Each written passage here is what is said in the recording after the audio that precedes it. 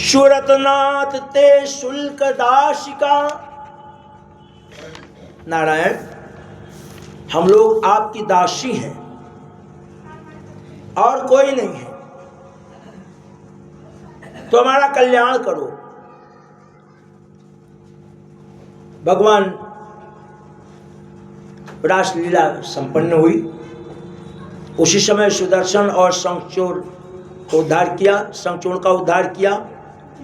एक अजगर जो सोए है बाबा के नंद को पकड़ लिया, उस अजगर से बाबा को छुड़ाया, उसका कल्याण किया। और एक समय की बात कि राम और श्याम यानी कृष्ण और बलराम दोनों खेल रहे थे, वहां अचानक एक शंखचूड़ नामक कुबेर का अनुचर यक्ष आ गया, उसका भी भगवान ने कल्याण किया। उसके बाद फिर अरिष्टासुर आ गया। अरिष्टासुर यानी बैल, कृष्ण का भेजा हुआ, कंस का भेजा हुआ, वो आ गया उत्पात मचाने कि अभी कृष्ण को, जो हमारा दुश्मन है, उसको हम मार नहीं पाए। उत्पात मचाया, भगवान ने उसका कल्याण किया। और फिर एक आया केशी, यानी जितने खिलौने कंस के पास थे सब अपने भांजे के लिए भेज दिया कि खेलो और तोड़कर फेंको, खेलो और तोड़कर फेंको। तो सारे खिलौनों को भेज दिया और केशी को भेजा, तो उसका भी भगवान ने कल्याण किया। नारद जी आए और नारद जी कंस के यहां गए और कंस से कहा कि देखो, इतना वर्ष बीत गया, तुम खोज नहीं पाए अभी तक तुम्हारा शत्रु कौन है, पर मैं तुम्हें बता रहा हूं कि तुम्हारा शत्रु कौन हो सकता है। जो बाबा नंदराय जी हैं, जसोदा हैं, उनका जो पुत्र है, हमको तो लगता है कि वही तुम्हारा कल्याण करेगा। तो नारद जी के द्वारा जैसे ये सूचना मिली कंस को, तो कंस ने केशी को भेजा कि जाओ, तुम्हारी जिम्मेदारी है कि तुम इस कार्य को करके आओ, कहीं से भी खोज करके हमारे दुश्मन का वध करो ताकि मुझे शांति प्राप्त हो। तो तुरंत वो ब्रज की ओर चल पड़ा। तो कंस के दरबार में कंस, मुष्टिका, चांडूल, सल, तोसल आदि पहलवान, इधर केशी को भेजा और इधर एक सभा बुलाई पहलवानों की, अपने महामंत्रियों की, और मंत्रियों की सभा बुला करके एक षड्यंत्र की रचना विचार किया कि धोखे से उनको यहाँ बुलाया जाए, क्योंकि नारद जो बोल गए हैं वो असत्य नहीं हो सकता। तो अब कुछ विचार करने की जरूरत नहीं है, वही हमारी निवृत्ति करेगा। तो ऐसा करते हैं, एक संदेशा भेजते हैं कि भाई एक उत्सव है मथुरा में और जिसमें जदवंशी आए यहाँ, इस उत्सव में शामिल हूं। बाबा नंदराय आए पूरे परिवार के साथ, क्योंकि दोनों बाल गोपाल नहीं आएंगे तो उत्सव का फायदा क्या होगा। तो रचना रच दिया और नारद जी के द्वारा यह जब पता चल गया तो घबराने लगा और पल पल भगवान के बारे में सोचने लगा कि यदि वो कन्हैया है, साक्षात ब्रह्म है, तो मेरा वध कर देगा, मेरा वध कर देगा। सोते उठते बैठते हर वक्त इस कथन से हमें ये समझ में लेना चाहिए कि जीवन जैसा भी हो लेकिन भगवान से डरना चाहिए। और जब हम भगवान से डरेंगे तो यदि हमसे कोई गलती हुई भी है तो भगवान आकर के एक दिन उसका निराकरण कर देंगे, निवृत्ति कर देंगे। तो कंस ने विचार करके सबको बुलाया और सब लोगों ने एक स्वर में कहा कि हाँ बिल्कुल राय ठीक है। अच्छा तो जाएगा कौन? आपस में विचार होने लगा कि हमारे जाने पे भेजेंगे नहीं, हमारे जाने पर भेजेंगे नहीं, हमारे जाने पे भेजेंगे नहीं। तो निर्णय हुआ किसको भेजा जाए? अक्रूर जी को भेजा जाए। अक्रूर जी को। क्यों अक्रूर जी को भेजा जाए? क्योंकि वो काका लगते हैं कन्हैया के, इसलिए उनको भेजा जाए। लेकिन उनको ये बताया, उनको सम्मिलित नहीं किया गया। उनको ये ना बताया जाए कि ये षड्यंत्र की रचना हो रही है। लेकिन जब अक्रूर जी को भेजा गया तो अक्रूर जी जाते समय कंस को एक संदेश दे गए। सुखदेव जी महाराज कहते हैं कि राजन, मनीषितम सम्यक तो स्वादया नामार्जनम। राजन, अगर अभी कुछ और दिन रहना है, कंस से कह रहे हैं, तो अभी शांत पूर्वक रहो, खाओ और कमाओ दही छाछ मंगा करके वहां से। और अगर प्राणायाम करना है तो भाई बुला लो। तो कंस ने कहा कि मैं ज्ञान लेने नहीं आया हूं। अक्सर जो दुष्ट प्रभाव के होते हैं उनका भाव यही होता है कि वो अपनी तो सुनाना चाहते हैं लेकिन दूसरे की सुनना नहीं चाहते। पर नीति क्या कहती है कि दूसरे 100 वक्ता और एक चुप। उस पर भारी है 100 पर अकेला। तो 100 आदमी बोले, आदमी चुप रहे, तो वो अगर मूर्ख भी है तो बुद्धिमान कहा जाएगा, बुद्धिमान कहा जाएगा। राजा भोज के दरबार में एक बार कालिदास जी पहुंचे। तो कालिदास के स्वागत में राजा भोज ने कहा कि आइए मूर्खराज। तो कालिदास ने कहा कि राजन, आप मुझे एक बात ये बताइए कि मैं आपको किस दिशा से मूर्ख दिखता हूं। तो राजा भोज ने कहा कि भाई आप यदि विद्वान हैं तो आप स्वयं ही मूर्ख की परिभाषा बता दीजिए कि कोई कैसे मूर्ख हो। तो बताया कि राजन, एक तो मैं चलते हुए प्रसादी नहीं करता हूं। चलते हुए जो लोग प्रसादी करते हैं वो मूर्ख कहे जाते हैं शास्त्र के अनुसार, जो कालिदास ने कहा। दूसरा चीज, प्रसादी ग्रहण करते महाराज हम बात नहीं करते हैं। और तीसरा कहा कि जब जाते हैं कहीं सभा भवन में लोगों के बीच में, तो मैं आगे आकर के कुछ बोलता नहीं, चुप रहता हूं। अगर किसी को मेरी जरूरत पड़ी और वो मुझे बुलाया तो मैं बोलने की चेष्टा करता हूं, नहीं तो मैं चुपचाप लोगों की बात सुनता हूं। अर्थात 4 लोग 2 लोग बात कर रहे हो तो तीसरा कोई आकर के बात करने लगे तो महाराज मैं वो भी नहीं करता। किस दिशा से मूर्ख दिख रहा हूं? तो कंस को यही बात समझाने की कोशिश की अक्रूर जी ने कि तू मूर्ख का मूर्ख रह जाएगा, राजा है, अभी आनंदमय जीवन जियो। अगर वो 2 बालक आ गए तो सब समाप्त हो जाएगा। संकेत करते हैं। तब वो क्या कहता है कि देखो मुझे ज्ञान मत दो, ज्ञानी में काफी हूं। कहा ठीक है। अगले दिन प्रातः काल घोड़े में रथ बांधा गया और अक्रूर जी चले। अक्रूर जी चले और विचार करने लगे, क्योंकि परीक्षित ने पूछा कि आखिर अक्रूर को क्यों भेजा। तो कारण बताया कि अक्रूर को इसीलिए भेजा कि वो काका हैं, दूसरे पर भरोसा नहीं रहेगा बाबा नंदराय और यशोदा का, इस कारण से भेजा। तो सुबह सुबह अक्रूर जी चल पड़े कि भाई धूप नहीं हो। रथ को लेकर चले तो रास्ते में विचार करने लगे और उनके नेत्र से आंसू गिर रहे हैं। अक्रूर जी के किस भाव से आंसू गिर रहे कि इतना बड़ा राजप्रसाद, इतने सारे लोग, ए ठाकुर जी तेरी कृपा मेरे ही ऊपर क्यों? इसका मतलब है कि मेरे जन्मों का कुछ अच्छा कार्य है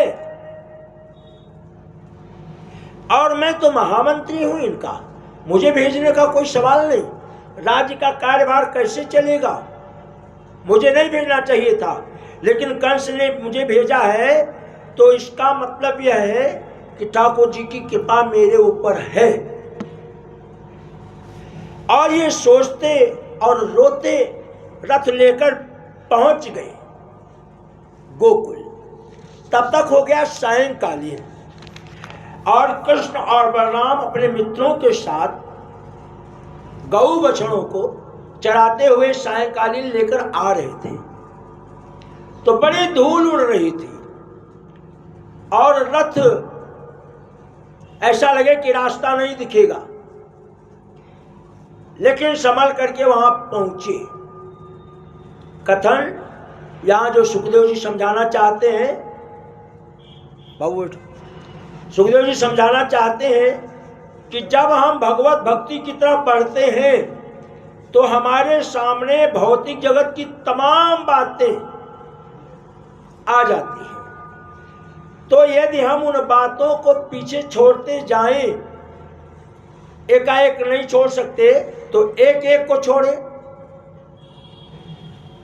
अपने यहां वर्णन है, संत लोग कहते हैं कि भाई जीवन में एक चीज छोड़ दो, उसको मत खाना।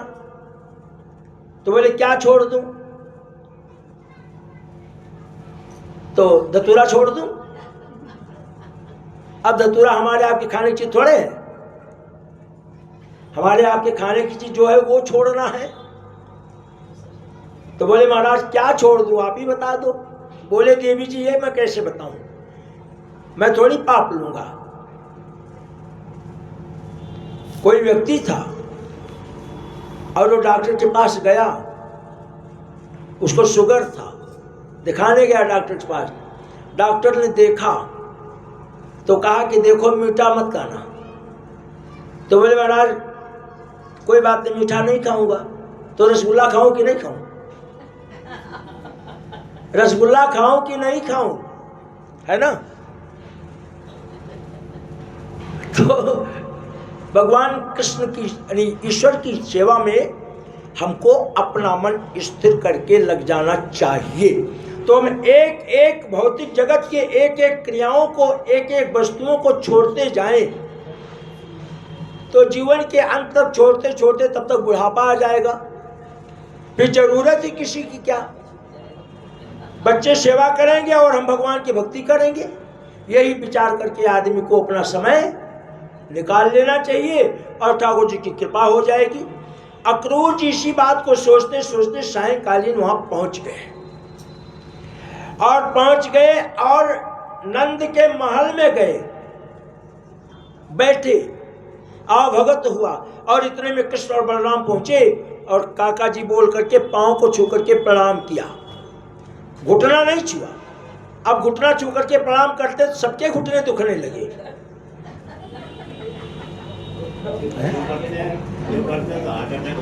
है कि नहीं है? तो पांव को छू करके प्रणाम करना चाहिए। तो दोनों लोगों ने पांव को छुआ और प्रणाम करके आशीर्वाद लिया। अच्छा क्यों पांव को छुआ?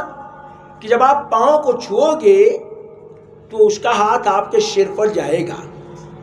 आप कैसा भी व्यक्ति हो उसके मन से आशीर्वाद निकलेगा और अच्छा निकलेगा। खुश रहो, आगे बढ़ो, बढ़िया सी शादी हो, बढ़िया सा विवाह हो। ठाकुर जी यही देते हैं हमारे आपकी सेवा का फल। ठाकुर जी झोली में भरकर नहीं देते। आप सेवा कर रही हैं, आपकी बच्ची सेवा कर रही है, अच्छी सी पढ़ाई लिखाई उसकी हो जाएगी, बच्चा हो बच्ची हो कोई भी हो, बढ़िया सी नौकरी लग जाएगी, बढ़िया सी पत्नी आ जाएगी, वो भी सेवा करना सीख के रहेगी। अर्थात परिवार में कोई बिगड़ नहीं आएगा, चलता रहेगा। ठाकुर जी यही देते हैं, है ना? ऐसा नहीं कि आप उनकी सेवा करो तो पोटली भरकर ला कर दे जाओ, अभी महल बनवाना शुरू कर दो, ये संभव नहीं है। और ना किसी के साथ कभी हुआ है, एक के साथ हुआ है जिनकी कथा अभी आएगी और फिर कल भी आएगी, सुदामा जी। तो सुदामा जी भिखारी तो थे नहीं। सुदामा जी को जो भिखारी का रूप कहना अच्छा नहीं है, क्योंकि राम नाम धन जाके हो ईश्वरी धनवंता हो, है ना। तो उनसे ज्यादा धन तो किसी के पास सही नहीं है। अक्रूर जी पहुंचे, प्रणाम किया और मैया ने इन दोनों लोगों को कहा अब तुम लोग जाओ। अच्छा एक चीज समझिए, बच्चों को क्यों कोई अतिथि आ जाए तो वहां नहीं रुकने देना चाहिए।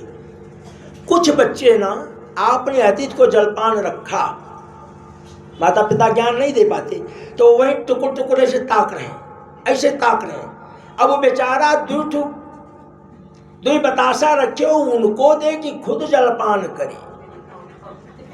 विचारणीय विषय है, ज्ञान की भाषा है ये। तो कोई अतिथि आए तो बच्चों को अगर उस लायक हैं तो प्रणाम कराओ, बैठाओ। लेकिन अगर उस लायक ज्ञान नहीं, ज्ञान देने वाले हम ही आप तो हैं, ज्ञान नहीं दिए हो, है ना, तो फिर वो टुकुर टुकुर ताकेगा और अगला प्रसाद अगर खा गया तो उसको घर जाकर के हाजमोला खाना पड़ेगा, नजर लग जाएगी जिसको कहते हैं। तो मैया ने दोनों बालकों को कहा अब तुम लोग जाओ, प्रणाम कर लिया ना, जाओ, अब हम बड़े बूढ़ों की बात होने दो। तो रात को ही कन्हैया के लिए और बलराम के लिए, समस्त जदवासियों के लिए बाबा नंद राय से बात कह दिया। तो जशोदा मैया ने कहा कि ये दोनों बालक जाकर वहां क्या करेंगे। रात बड़ी मुश्किल से जशोदा मैया की निकली, बड़ी मुश्किल से।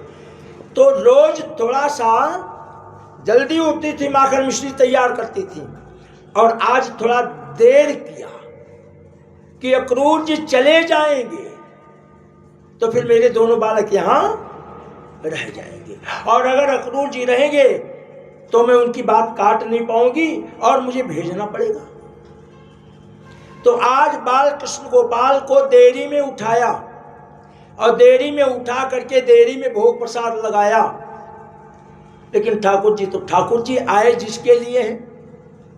इतने में अक्रूर जी तैयार होकर के और घोड़ा सजा करके सामने खड़े,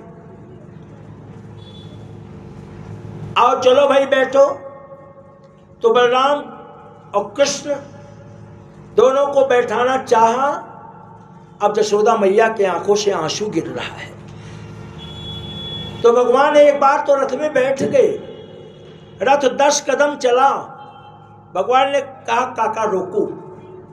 भगवान लौट करके आए जशोदा के पास और समझाया कि मैया तुम रोज कहती थी ना कि कंस मेरा नानो है, वो मामो है, तो जब मामा है तो फिर डर किस बात की। और मैया देखना, यूं गया और यूं आया, देरी नहीं लगाऊंगा, तू प्रसन्न हो जा और प्रसन्न मन से तू मुझे विदा कर। अब मां का भाव, एक लड़का पढ़ लिख करके मैया ने खूब पढ़ाया लिखाया, बड़ा आदमी बना दिया और खूब कमा धमा करके लौट करके आया। जब वो जाने लगा, पढ़ लिख करके नौकरी लग गई, तो उसकी मैया ने कहा बेटा जब तुम रोटी बनाना तो रोटी थोड़ी जल जाए तुम्हारे हाथों से बनाते समय। मां का वात्सल्य प्रेम। क्यों? बनाना जानता नहीं, अगर रोटी जल जाएगी तो खाएगा तो नुकसान नहीं करेगा, लेकिन कच्ची रह जाएगी तो नुकसान करेगा। इस कारण से। और जब कमा धमा करके लौट करके आया तो अपनी मां से कहा कि मैया बहुत पैसा कमा करके लाया हूं, तू बोल जो कुछ तुझे चाहिए। तो मैया ने कहा बेटा अरे क्या चाहिए, तू कमा के राजी खुशी आ गया, बस यही ठीक है। अरे नहीं नहीं मैया, तू मेरी मैया है, बोल दे क्या करूंगा इतना पैसा कमा करके। तो मैया ने कहा बेटा अगर तुम कुछ देना चाहता है तो तू एक रात मेरे साथ मेरे बिस्तर पर सो जा। तो बेटे ने कहा मैया इसमें कौन सी बात है, अरे मैं तुम्हारा बेटा हूं, भले बड़ा हो गया हूं, माँ के लिए बेटा आज भी लल्ला ही है, इसमें कौन सी बात है। हाँ बेटा बस ठीक है, अगर तू सो गया आज तो तू जो कहेगा तेरे लिए मैं करने को तैयार हूं। और सिरहा ने एक लोटा जल रख लिया और माता और बेटा दोनों बिस्तर पर सोए। थोड़ी देर मैया सोई रही और इसके बाद जब इनको नींद आ गई तो उठ गई। तो क्या किया, लोटे का जल बगल में गिरा दिया थोड़ा बिस्तर पर और खुद को उस तरफ आ गई और बच्चे से कहा तू थोड़ा उस तरफ हो जा। बच्चा जब उस तरफ गया तो ठंडक लगी उसको, अरे पानी कहां से आ गया, और उठ खड़ा हो गया। तो मैया ने कहा बेटा तेरे साथ कितनी रात, कितने दिन, कई बरस तक जब तक तू छोटा था यही हुआ है कि मैं ठंडे में रहती थी और तुझको बार बार दूसरी तरफ करती रहती थी। अगर तू एक रात मुझे इस भीगे बिस्तर पर नहीं दे सकता तो तू मुझे कुछ दे नहीं सकता। इसलिए बेटा तू प्रसन्न रह, तू सुखी रह, मेरी भगवान से यही प्रार्थना है। तो भगवान कृष्ण ने मैया से जब यह बात कहा, मैया यूं गया और यूं आया, देर नहीं करूंगा। तो माँ और यह कह करके भगवान बैठ गए, क्योंकि ईश्वर के लिए न कोई माँ है न कोई बाप है, वो तो विशाल स्वरूप है, बहुत बड़ा ब्रह्मांड है वो, उसके अंदर सारा ब्रह्मांड बसा हुआ है, उसका स्वरूप इतना बड़ा है। बैठ गए रथ में। अब रथ धीरे धीरे गोकुल से मथुरा की तरफ चला, धीरे धीरे लेकर चल रहे हैं। अच्छा धीरे क्यों लेकर चल रहे हैं, इसलिए कि थोड़ी सी मेरी बात इन दोनों बालकों से हो जाएगी। तो बात करते क्या है, कन्हैया मेरे लालो, मैंने मथुरा में बार बार सुना है कि पूतना आई पता नहीं कहां चली गई, त्रावर्त आया, बकासुर आया, आगोसुर आया, धेनुकासुर आया, पता नहीं कहां चले गए। संदेश इतना ही मिला कि सब चले गए। तो सच तू बता कि आखिर तू है कौन। तो मुस्कुराए कृष्ण और कहा काका आज ऐसे प्रश्न थोड़ी करते हैं, जब समय आएगा तो सब पता चल जाएगा, है ना, सब पता चल जाएगा। तो अब समय आ गया। इतने में तत्काल जमुना का तट आ गया और जमुना के तट पर रोक दिया, वट वृक्ष के नीचे रथ को बांध दिया और कन्हैया से और बलराम से कहा तुम दोनों लोग इसमें बैठे रहना और मैं स्नान कर लूं, स्नान बना लूं और फिर सब लोग बैठ करके कुछ प्रसादी वगैरह लेंगे, फिर चलेंगे। तो चूंकि प्रश्न किया था, अब बलराम जी और कृष्ण बैठे हैं और वो अपना वस्त्र वगैरह उतार करके और जल में प्रवेश किए जमुना में। तो शास्त्रों का वर्णन है कि हम आप जब भी स्नान करें तो हमको आपको चाहिए ना कि 3 बार गायत्री मंत्र का उच्चारण जरूर करें। ये पुरुषों की विधा, स्त्रियों के लिए गायत्री मना किया गया है। अब कल युग में सारी स्त्रियां भूर्भुवः स्वः तत्, भूर्भुवः स्वः तत्, भूर्भुवः स्वः तत्, स्वाहा स्वाहा स्वाहा, है ना, कर रही हैं। वो उनका भाव है, उनका विचार है। अरे गैंग बना करके, झुंड बना करके वो कहती मेरे से ज़्यादा भक्त कोई है ये नहीं है, जबकि नहीं करना चाहिए। नियम से स्त्रियों को गायत्री का मनन पठन नहीं करना चाहिए। वो अपना बना हुआ भी बिगाड़ लेती हैं, पर अब चल रहा है भाई, चलने दो। तो उन्होंने देखा क्या, एक बार गायत्री मंत्र का नाम लिया और बंद किया और डुबकी लगाई। तो देखा क्या, बाल कृष्ण बड़ा सुंदर स्वरूप, बहुत सुंदर स्वरूप। और मन में मन ओत प्रोत हो गया और निकले। अरे कन्हैया कहाँ आ गया? जल में थे, विचार कर लिया मैं तो रथ में बैठा के आया था, वो भाग तो नहीं आया, नटखट है। और नटखट भाग आया तो उसको संभालना मेरी जिम्मेदारी है। तो झट से निकल पड़े तो देखा कन्हैया वहीं विराजमान है। फिर डुबकी लगाई गायत्री का ध्यान करके और फिर वही देखा। फिर जल्दी से निकले, अरे ये तो दोनों यहीं बैठे हैं। और तीसरी बार जब डुबकी लगाई तो ठाकुर जी ने अपना दर्शन कराया और इसके बाद स्वप्न में खो गए। कैसे स्वप्न में? स्वप्न देख रहे हैं कि बहुत तेज बरसात हुई और उस बरसात में मैं बह करके नदी के रास्ते दूसरे देश के किनारे पर पड़ गया और उस देश की व्यवस्था कि रानी मर जाए या राजा मर जाए तो हमारे यहाँ कुछ और व्यवस्था है, और वहाँ की व्यवस्था कि अगर राजा मर जाए तो प्रातःकालीन जो सबसे पहला व्यक्ति मिले उसी को राज सिंहासन पर लाकर बैठा दिया जाए। अब यही मिले प्रातःकाल, स्वप्न में चल रहे हैं और इनको ले गए, राजगद्दी दे दिया गया। अब 10, 12, 15 अच्छे बच्चे सब कुछ हो गए, एक फौज तैयार हो गई। अब इतने में रानी मर गई। तो व्यवस्था था कि जब रानी मर जाएगी तो राजा को उसके साथ सती होना पड़ेगा। अब जब सेवादार लेकर जाने लगे, महाराज चलो सती हो, नहीं नहीं मेरे ऐसी व्यवस्था नहीं है, मेरे ऐसी व्यवस्था नहीं है।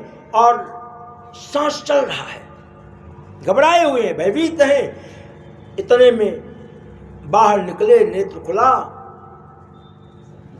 कृष्ण ने देखा, कृष्ण मुस्कुराए, काका क्या हुआ? तो प्रणाम किया, भगवान को मनन किया कि साक्षात परमपिता परमेश्वर यही हैं और यह मेरा भाग्य है कि इनका मुझे आज दर्शन प्राप्त हुआ। लेकर के मथुरा में गए और मथुरा में कहा कि मेरे यहाँ चलिए, आज सभा तो कल है, उत्सव कल है, तो आज मेरे यहाँ की। कहा नहीं, हमारा शिविर लग चुका है और हम आपके यहाँ आएंगे, समय आएगा, अभी तो हम गलियों में घूमेंगे, निरीक्षण करेंगे। तो सारे बाल गोपाल सब एक झुंड बन गई। अब कृष्ण और ग्वाल बगल सब आपस में विचार करते हैं कि वहां तो भाई राजसूय यज्ञ है, बड़े बड़े देश देश के भूपति आए, तो हम लोग भी चलेंगे, यज्ञ में बुलाए इसलिए गए हैं। तो हमारा बस तो ठीक है, हमारे बलराम भैया का भी ठीक है, लेकिन ये जो हमारे मित्र हैं इनका ठीक नहीं है, इनकी व्यवस्था करनी चाहिए। तो वही जमुना के किनारे एक धोबी राजप्रसाद का वस्त्र सब कुछ कहा दे दो, बोले पता नहीं किसका है। तो वास्तव में कथा ही सुनने का भी ठीक है, अब गायन भजन तो वो वस्त्र, अब वो धोबी कौन था? अब त्रेता में चले जाइए, तो जब कथा सुनोगे, भजन तो अपने घर में रोज सुनते हो, कान में भी आजकल कितने बहरे हो जा रहे हैं भजन सुनते सुनते। तो त्रेता युग में धोबी ने अपनी पत्नी से कहा था कि देखो देवी, मैं राम नहीं हूं कि सीता जी रावण के हाथ थी और फिर राम ने उनको रख लिया, तो मैं राम नहीं, ठीक नहीं है। और यह बात एक सेवक के द्वारा, यानी सैनिक समझ लीजिए, उसके द्वारा, गुप्तचर के द्वारा राम जी के कान में डाली गई। तो तत्काल राम जी तो मर्यादा पुरुषोत्तम है। मर्यादा की रक्षा करने के लिए उन्होंने अपनी पत्नी को वाल्मीकि जी के यहाँ लक्ष्मण को बोल करके भेज दिया कि समाज में मर्यादा को स्थापित करना जरूरी है। समाज में मर्यादा नहीं रहेगी तो कुछ भी नहीं रहेगा। ये वही धोबी नहीं दे रहा था। भगवान ने कहा था समय आएगा तो तेरा भी समाचार लेंगे। तो भगवान ने आगे बढ़े तो अब वो तो भाई राजप्रसाद के वस्त्र, छोटे छोटे बालक, अद्भुत स्वरूप, भगवान देख देख करके मुस्कुराए। तो दर्जी मिला, दर्जी ने सब कुछ ठीक ठाक किया और आगे चल करके माली मिला।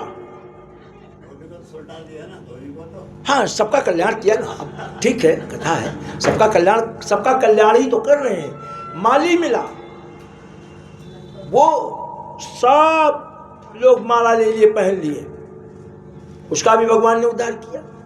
और अंत में जा करके मंथरा मिली। राधे राधे राधे राधे। हाँ, मंथरा मिली। कुब्जा, इस जन्म में कुब्जा नहीं है तो मंथरा ही ना। हाँ, इसमें कुब्जा है तो मंथरा मिली। पूर्व जन्म में जो मंथरा थी आज कुब्जा है। और भगवान कृष्ण की धर्म की बहन बनी थी। भगवान कृष्ण ने उसको केवल एक काम दे रखा था कि हमारे लिए चंदन खींचना, और वो चंदन बहुत बढ़िया तैयार करती थी जिसको कंस लगाता था। तो कहा भाई चंदन लगा दो सबको। तो उसने कहा नहीं। आगे आगे जा रही है, पीछे से भगवान कृष्ण ने कहा अरे सुंदरी, क्योंकि वो ठाकुर जी है। इसका कथन यह है कि हम किसी को बुलाएं तो सम्मान के साथ बुलाएं। केवट को कहे ना कि एक आदमी आया और सड़क पर खड़ा हुआ और रिक्शा खड़ा है, बोले भैया स्टेशन जाओगे? हाँ जाऊंगा। तो जाओ ना, यहाँ क्या कर रहे हो? स्टेशन जाना है तो जाओ, यहाँ क्या कर रहे हो? अब भाषा ये हो गई। और राम ने क्या कहा केवट से? भाई आइए, हमको उस पार जाना है। तो केवट ने जब यह सुना भाव तो समझ गया कि लक्ष्मण हो या मरम ना जाना। आप कौन हैं? आपके सगे भैया भी नहीं जानते, पर आप जो हैं मैं उस मरम को सुन चुका हूं कि पाहन को भगनी बना दिया, स्त्री बना दिया। तो चंदन लगाना था सबको और मना किया। भगवान ने जैसे ही अपनी वाणी से कहा ओ सुंदरी, सबको चंदन लगा दो, तो कुब्जा ने विचार किया ये टेढ़ा मेढ़ा शरीर हमारा, हमको सुंदरी कौन बोल रहा है? तो प्रसन्न हो गई। पीछे चर्चा चली थी कि अगर भाभी कानी हो ना और उसको रानी भाभी कह करके बुलाओ तो सब कुछ, और कानी नहीं हो और रानी कानी भाभी करके बुलाओ तो बेलन की मार पति से पहले उसी को, पति को तो पता नहीं कब होगा, है ना। तो कुब्जा ने देखा और कहा कि कहिए। भगवान ने कहा सबको चंदन लगा दो। बिल्कुल लगाऊंगी, क्योंकि मेरे कान में जो शब्द पड़ा है, जन्म से लेकर के आज तक किसी ने मुझे सुंदरी नहीं कहा। तो भगवान ने उसके दोनों टखनों को पकड़ा और दोनों पंजों को पांव से दबाया और एक झटका दिया तो कुब्जा सुंदरी हो गई। हाँ, और तब तक भगवान ग्वाल बालों के साथ सबको लेकर के मकशाला तक पहुंच जाते हैं, यज्ञ भूमि तक जहां धनुष यज्ञ की रचना हुई पहुंच जाते हैं। और जब वहां पहुंचते हैं तो कुबलया पीड़ हाथी एक है जो कंस के ससुर जी ने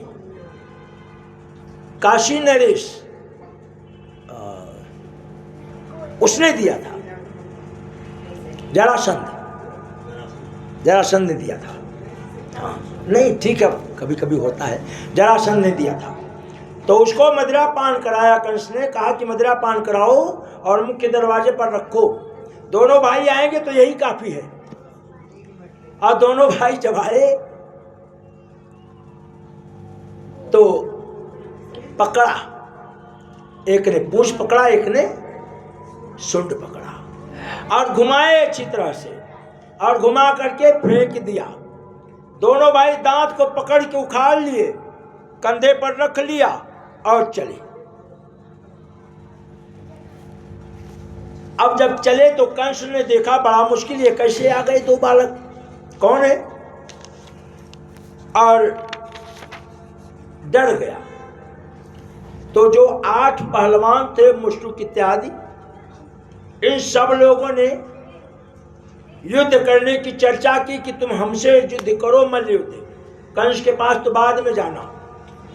तो भगवान ने कहा भाई हम तो छोटे छोटे बालक हैं, बराबरी वाले को लाओ, है ना। तो पीछे बात हुई थी कि टका शेर खाजा टका शेर भाजी है, मूर्खों का जहां राज्य होता वहां यही होता है। तो भाई अंधेर नगरी धनदूषण राजा, कहा नहीं हमसे ही लड़ना है। भगवान ने कहा कोई बात नहीं। तो भगवान ने 8 पहलवानों का कल्याण किया और तब तक कंस के पास पहुंच गए। कंस का मुकुट गिर गया, यही उसको था कि जब तुम्हारा मुकुट जिसके द्वारा गिर जाएगा तो तुम समझ लेना कि यही तुम्हारे मौत का कारण है, इसी के द्वारा तुम्हारा कल्याण होना है। तो कन्हैया ने कहा कि मामा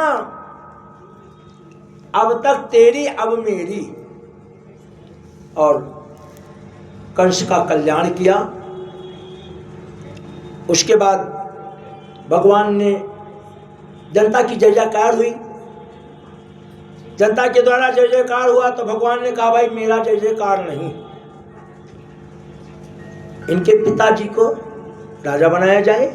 बंदी बना के रख दिया था ना, शूरसेन को, उग्रसेन को, सबको बंदी बना दिया था और स्वयं सारा शासन सत्ता अपने हाथ में ले लिया था। शासन सत्ता उनको दे दी गई और 11 वर्ष 25 दिन की बात है ये, जब कृष्ण 11 वर्ष 56 दिन ब्रज में रहे और उसके बाद ब्रज की यात्रा मथुरा के लिए अक्रूर जी के साथ पहुंचे। कंस का कल्याण किया। कंस के 8 भाई थे, अंकन कंकन वगैरह, उनका भी कल्याण किया और राजप्रसाद कंस के पिताजी को दे दिया गया। और कंस तो संसार छोड़ गया। कंस की पत्नियां अष्टि और प्राप्ति, अर्थात एक का नाम की है और दूसरी कहती कि नहीं और चाहिए। तो उन दोनों लोगों ने विचार किया कि अब यहां कैसे रहेंगे। तो दोनों भाग गई अपने पिता जरासंध के यहां और जरासंध से अपनी बात कही। जरासंध से अपनी बात कही कि भाई हमारे पति को कृष्ण ने, नंद के लाला ने मार दियो। तो यह बात सुन करके जरासंध भयभीत हो गया, लेकिन फिर जरासंध सतर्क हो गया, अरे मैं इतना बड़ा राजा अपनी बेटियों के सामने डर जाऊंगा तो फिर इनके सामने क्या मुंह दिखाऊंगा। अरे कृष्ण ने मार दिया, ले अभी बदला लेता हूं। और हाथी घोड़ा सजाने की सोचने लगा, अपनी बेटियों को दिखाया। और यहां भगवान कृष्ण राजसत्ता को सौंप करके मथुरा में विराजमान है। सत्ता चलने लगी। भगवान कृष्ण के नाम के आगे महाराजाधिराज के पुत्र महाराज कुमार श्री कृष्णचंद्र बड़ा नाम हो गया। और कृष्ण एक कोठरी में शांति से बैठे हैं।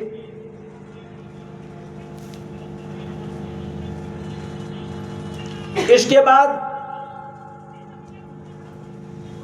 यशोदा आई और नंद आए।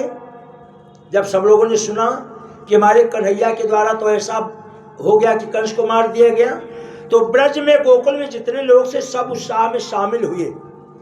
लेकिन बाबा नंद राय ने विचार किया कि मुझे जा करके पहले मिलना चाहिए वसुदेव से, वो कारागार में हैं, सबसे पहले उनको कारागार से बाहर करना चाहिए।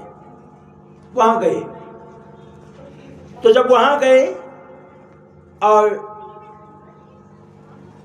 और यहां भगवान क्या सोच रहे हैं, वहां जाकर के नंद ने अपनी बात पूरी कर नहीं पाई। तब तक कृष्ण विचार किए कि अब चलना चाहिए माता पिता से मिलने।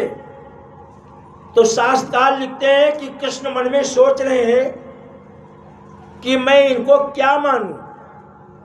और वहां वसुदेव और देवकी बाबा नंद राय से जब ये सुने कि कंस का कल्याण हो गया, राजपाट उग्रसेन को दे दिया गया और मुझे कारागार से निकालने के लिए आदेश हो गया, तो मैं कन्हैया को अपना बेटा मानूं कि भगवान मानूं, क्या मानूं। दोनों पति पत्नी इस भाव को लेकर के सोच रहे, विचार कर रहे। इतने में कृष्ण पहुंच गए और माता पिता से मिले, अंक में लिया और कहने लगे कि पुत्र, जो कुछ हुआ अच्छा नहीं हुआ, पर भगवान क्या कहते हैं, नहीं नहीं बाबा, आपके द्वारा कुछ नहीं हुआ। अरे मैंने देरी कर दी, गलती मेरी है, आपकी कोई गलती नहीं है। और वसुदेव, देवकी और कृष्ण आलिंगन करके प्रेमाश्रु रो रहे हैं दोनों लोग, और कन्हैया के भी नेत्रों से आंसू आ गया। इतनी देर में बाबा नंदलाल लाठी टेकते हुए उपस्थित द्वारा और कहा, कन्हैया अब चलो, अब चलो। तो वही एक दास इनका खड़ा था, बाबा नंदराय का। तो उसने बाबा नंदराय के कान में कहा कि बाबा, ये तुम्हारा पुत्र नहीं है, ये वसुदेव और देवकी का है, तुम्हारा नहीं है। तो बाबा ने कहा, ऐसे कैसे हो सकता है, मैं मानने के लिए तैयार नहीं हूं। इतने में कृष्ण उपस्थित हो गए और कहा, बाबा, दोनों कंधे पे हाथ रखा और कहा, बाबा आप चलो, मैं अभी थोड़ा सा रुक करके आ रहा हूं, आप पहुंचने नहीं पाओगे तो मैं आ ही जाऊंगा। अब भोले भाले लोग, बाबा नंदराय के मन में क्या बात आ गई कि हाँ, ये तो रथ में आया था, तो ये रथ में जाएगा और रथ तो जल्दी पहुंच जाएगा, और हम लाठियां टेकते धीरे धीरे पहुंचेंगे, अवस्था भी कमजोर की है, तो पहले पहुंच जाएगा, चलो चलते हैं। सबको लेके चले गए और जब निकट पहुंचे गोकुल के, तो उनके मन में एक बात आई कि कन्हैया मेरे साथ नहीं आया, तो मैं अभी चल करके यशोदा रानी को क्या जवाब दूंगा।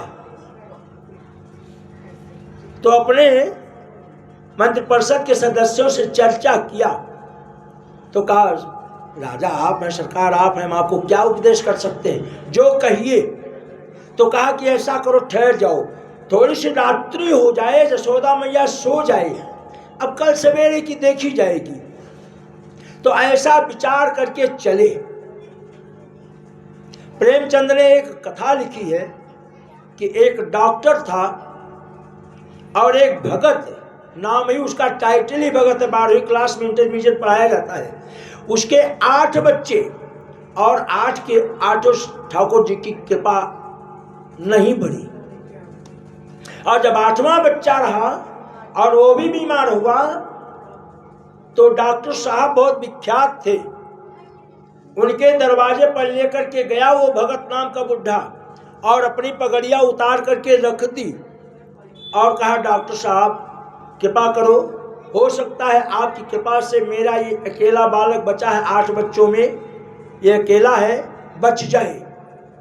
उस समय डॉक्टर साहब गोल्फ खेलने जा रहे थे। अब गोल्फ क्या होता मुझे नहीं पता, डंडा होता है और थोड़ी सी गोली होती है, उसी को खेलते हैं, यही है ना। तो गोल्फ, डॉक्टर साहब ने कहा ये मेरे खेलने का समय है। और यही चीज 7 बच्चों के साथ डॉक्टर साहब ने किया और 8वें बच्चे के साथ भी यही कर रहे हैं। चले गए, लौट करके अपने घर आया बुढ़ा। समय निकल रहा है, पति पत्नी अपने कुटिया में रह रहे हैं। एक दिन हल्ला हुआ कि जो शहर का सबसे बड़ा डॉक्टर है, जो मृत्यु से भी बचा लेता है, उसके एक बेटा, उसका एक बेटे को सर्प ने काट लिया। चारों तरफ हल्ला हुआ और मोहल्ले का जो सिपाही था, चौकीदार, वो दौड़ा दौड़ा आया और उसने कहा, भगत हमने सुना है कई बार कि तुम कोई सांप काट ले तो तुम झाड़ा लगाते हो, तो आज ऐसी ऐसी घटना घट गई। तो मन तो कहे कि झाड़ा लगाने जाऊं और एक मन कहे नहीं जाऊं, लेकिन मन बार बार प्रेरित करे। अच्छे लोग ऐसे ही होते हैं कि किसी की भलाई के लिए वो देर नहीं करते। तो 2 बार 3 अब और देखे कहाँ पत्नी की तरफ कि सो गई कि नहीं सो गई, क्योंकि पत्नी ने जब चौकीदार ने कहा तो पत्नी ने मना कर दिया, खबरदार 1 कदम जाना नहीं है। तो जैसे ही देखे कि पत्नी सो गई और लाठी उठावे आवाज हो जग जाए, और अंत में धीरे से फाटक खोल करके लाठी ले करके लिखते हैं कि वो बुजुर्ग आदमी ना चल पाने वाला बड़ी तेजी से पहुंचा कि कहीं ऐसा ना हो उसके प्राण पखेरु उड़ जाए। और भगत पहुंचा और झाड़ा लगाया, बालक ठीक हुआ और चुपके से वहां से भाग आए। खोजा जाने लगा कि बुढ़ा कहाँ गया, बुढ़ा कहाँ गया। और तब डॉक्टर साहब के समझ में आया कि ये तो बुढ़ा वही है जिसके 7 बच्चे मेरे पास आए और मैंने देखा नहीं, और आज उसने मेरे साथ ऐसा व्यवहार किया। यही तो शिक्षा है। तो कृष्ण ने बाबा से कहा आप जाइए, और बाबा पहुंच गए, इंतजार करे रात्रि हो जाए। जैसे ही कोई चीज खटके तो जसोदा मैया तत्काल जाग जाए। अब बाबा धीरे धीरे गए और जसोदा मैया उठ खड़े होकर आ गई बाहर, और इधर उधर देखा तो मेरा कन्हैया कहाँ। ऐसा लगा जैसे जसोदा मैया पागल हो गई हो। बाबा नंदराय कुछ बोलते नहीं है, बिल्कुल चुप, स्तब्ध हो गए, मूर्तिमान हो गए, ऐसा प्रतीत हुआ। और जसोदा मैया के नेत्रों से आंसू गिरने लगे। जसोदा मैया ने कहा, अच्छा वो अक्रूर जी के साथ रथ में बैठ करके गया था, इसलिए वो रथ में आएगा, आपके साथ थोड़ी आएगा। और यह कहते हुए जसोदा मैया के नेत्रों से आंसू गिरने लगे।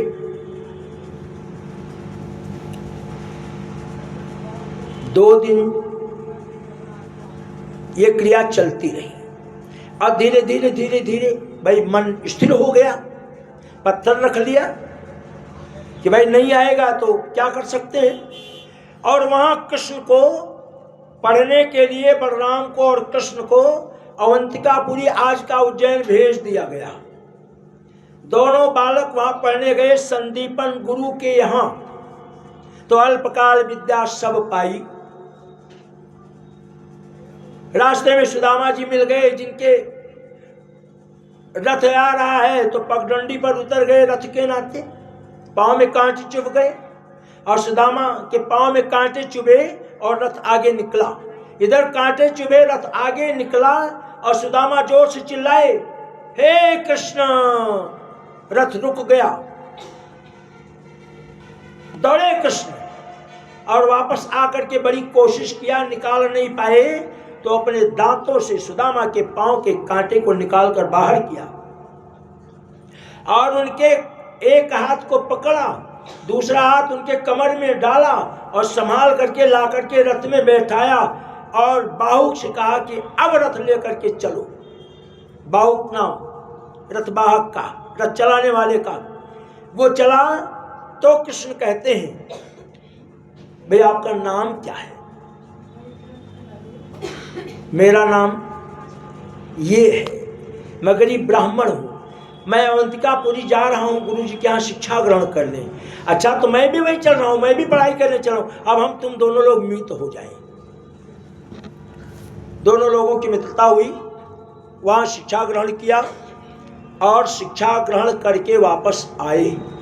यहाँ बीच की बहुत सारी कथाएं हैं। एक कथा, विशेष कथा आती है कि सुदामा जी के बारे में लिखा है कि उन्होंने चोरी से वो चना खा लिया और कन्हैया ने पूछा तो कहा भाई बरसात हो रही, ठंडक लग रही, दांत किटकिटा रहे। लेकिन भागवत में भी यह वर्णन है कि एक बार दुर्वासा ऋषि आए संदीपन के यहाँ और गुरु माता से कहा कि माता जी कुछ प्रसादी है घर में। तो गुरु माता ने कहा कि नहीं, आज नहीं है। और दोनों बालक हैं, उनके लिए थोड़ा सा चना चबैमा पोटली में बांध करके छिपा करके रखा था कि जब कुछ और नहीं है तो हम लोग तो तुलसी दल ग्रहण कर लेंगे, भगवान का चढ़ा भी ले लेंगे। लेकिन ये बालक नहीं समझेंगे, उनके लिए छुपा करके रख दिया था। और दुर्वासा को जब कहा कि कुछ नहीं है आज, तो दुर्वासा बैठ गए वहीं और दृष्टि डाली तो उनको वो पोटली छुपाई हुई दिखाई पड़ी। तो दुर्वासा ने कहा कि मैया झूठ बोलती हो, पर मेरी बात सुनो, उस पोटली में रखा हुआ जो भी वस्तु है उसको जो प्रयोग करेगा जीवन भर वो दरिद्रता को प्राप्त करके रहेगा। और वहीं सुदामा जी थे। तो जब मौका मिल गया तो सुदामा जी, भगवान कृष्ण तो पेड़ पर चढ़े लकड़ियां तोड़ रहे हैं और भगवान कृष्ण ने विचार किया, सुदामा ने विचार किया कि अब अवसर मिल गया, मेरा मित्र जीवन भर दरिद्र नहीं रहे, मैं उसको स्वीकार करके दरिद्रता को धारण कर लेता हूं और ये चना में चबा लेता हूं। वास्तव में कारण ये था। तब जाकर के सुदामा ने चना को चबाया। समय आ गया, दोनों लोग पढ़ करके आ गए। उसी पगडंडी पर सुदामा जी उतरे तो कहा, मित्र कोई बात होगी, कोई समस्या होगी तो मुझे बताना, हम राजकुमार हैं, तुम्हारा सहयोग करेंगे। लेकिन ब्राह्मण को धन केवल भिक्षा। सुदामा जी अपने रास्ते, कन्हैया अपने रास्ते। अब कन्हैया जी अपने विश्राम घर में बैठे हैं और माता देवकी ने 56 प्रकार के व्यंजन तैयार किए और लेकर के कृष्ण के कक्ष में आई। और उस समय कृष्ण जो खिड़की है उस खिड़की की तरफ से देख रहे हैं। किस तरफ देख रहे हैं? ब्रज की तरफ, गोकुल की तरफ। तो कहा मैया ने, कन्हैया कृष्ण प्रसादी ग्रहण कर लो। चौकी लगाई।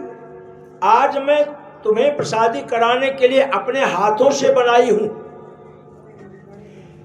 कृष्ण ने प्रसादी कर तरफ ध्यान लगाया, देखा, दृष्टि दौड़ाई तो क्या देखा कि 56 प्रकार के व्यंजन तो हैं, लेकिन इसमें माखन मिश्री बहुत थोड़ी सी है।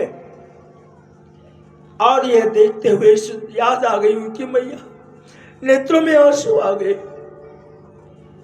भगवान कृष्ण रोने लगे। और यह गति, यह विधि जैसे ही देवकी ने देखा, देवकी तो झट थाली को रखी और भाग गई और जाकर के वसुदेव से कहा,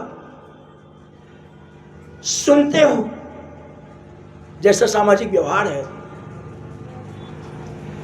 समझ में नहीं आता है, कुछ सामाजिकता के कारण, कुछ राजनीतिक कारण और कुछ बाल स्वरूप में शिक्षा ग्रहण करने के कारण हम लोग अपने साथ रख नहीं पाए। अब उसका व्यवहार क्या है, कैसा है, हम तुम कुछ जानते नहीं है। मैं प्रसादी तैयार करके लेकर के गई और प्रसादी की तरफ उसने तो देखा ही नहीं, उसके नेत्रों से आंसू गिर रहे हैं।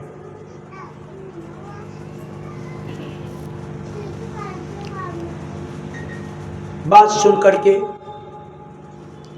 कहा कि देवी, तुम तो मां हो, तुम तो कुछ समझ सकती हो, मैं तो पिता हूं, मैं कुछ नहीं समझ सकता। ऐसा करो कि किसी और को इसके हम उम्र को भेजते हैं। तो किसको भेजा जाए?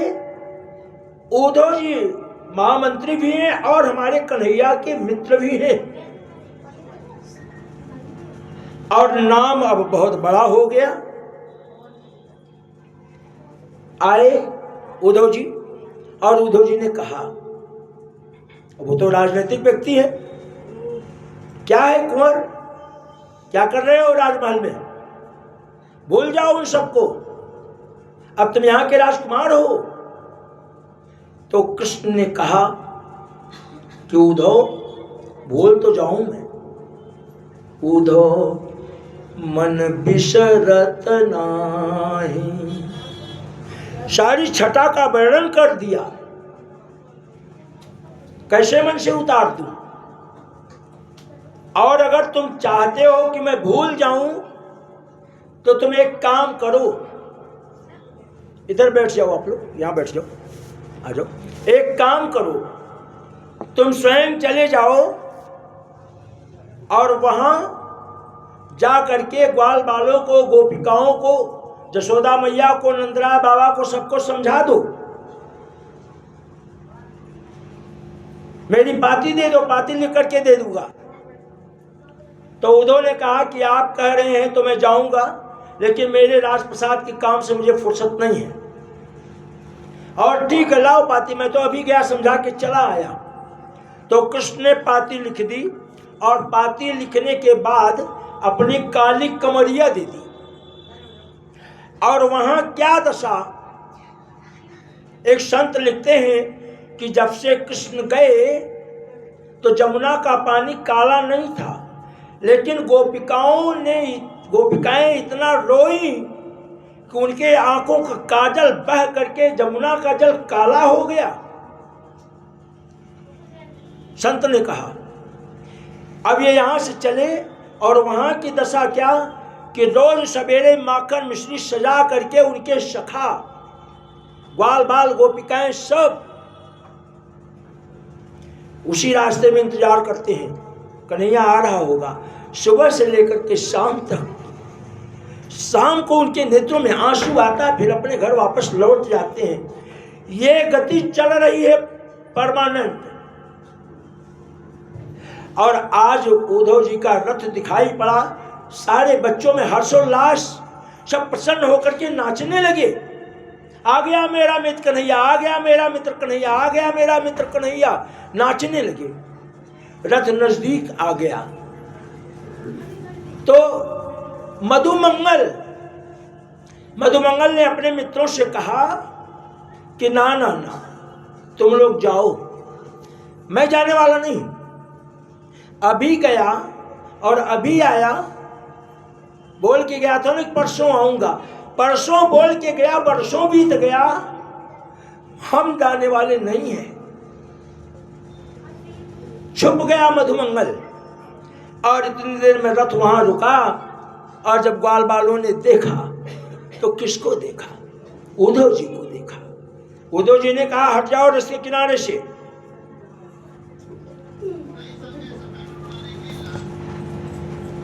ग्वाल बालों ने कहा जब इसमें हमारा मित्र नहीं है तो ये किसी का भी रथ हो, हमें क्या मतलब, हमें कोई मतलब नहीं।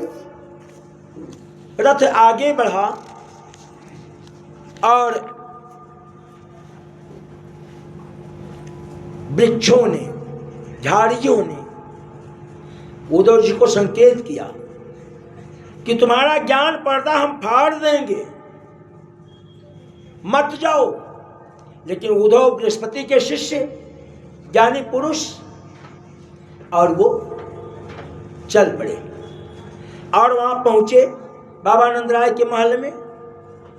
तो जसोदा मैया की हालत, एक बात किया था कृष्ण ने, जो उद्धव जी थे वो दिखते कृष्ण की तरह ही थे, इस कारण से काली कमरिया दे दी थी कि मैं काली कमरी लेकर चलता हूं, तुम इसको लेकर के जाओगे तो मेरी मैया को थोड़ी शांति मिलेगी और तभी तुम्हारा ज्ञान लोग लेंगे, इसके पहले तुम्हारा ज्ञान कोई लेने वाला नहीं है। उद्धव जी गए तो जसोदा मैया उस समय झूला झूला रही थी और उनका भाव था कि मेरा कन्हैया इसी झूले में बैठा है, सो रहा है, यही भाव था उनका। उद्धव जी पहुंचे, बाबा नंदराय से हाल चाल लिया। तो जैसे सूचना मिली, जसोदा को यह पता नहीं कि उद्धव आए हैं, कोई आया है मथुरा से, रथ में आया है। तो कहा था ना कि रथ में गया रथ में आएगा, दौड़ी आ गई। और दौड़ी आ गई जब, तो अंक में भर लिया। उस प्यार को देख करके उद्धव ने कहा कि मैया मैं कन्हैया नहीं हूं, मैं तेरा बेटा नहीं हूं, मैं मथुरा का महामंत्री उद्धव हूं मैं। मैया ने कहा कि मेरा कन्हैया मथुरा थोड़ी है, मेरा कन्हैया मेरे झोले में, मैं उसको शादी मक्खन वगैरह करा करके खिला करके और झोला झुला रही हूं, वहां है। इस तरह से उद्धव जी, करो भजन एक, हाँ हाँ हंसने की बात नहीं, करो, सच तो सच रहेगा, करो भजन। आज थोड़ा लेट हो जाए, 5 से आगे बढ़ जाए थोड़ा, हाँ थोड़ी कथा भी हो जाए थोड़ी सी, करो एक भजन करो फटाफट।